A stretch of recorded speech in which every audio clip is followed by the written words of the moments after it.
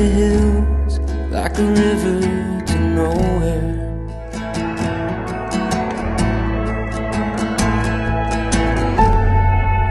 Doing my best, looking for rest, for a marathon mind.